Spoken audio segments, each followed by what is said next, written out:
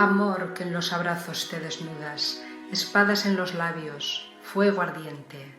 Tu boca es un deseo floreciente, un río que en la piel no crea duda.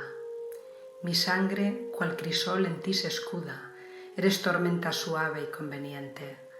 Ardor que en cada gesto está presente y en cada beso tu esencia menuda. Tus ojos, dos luceros que me asombran, dos faros en la noche de los lirios. Tu amor es mi refugio que te nombra.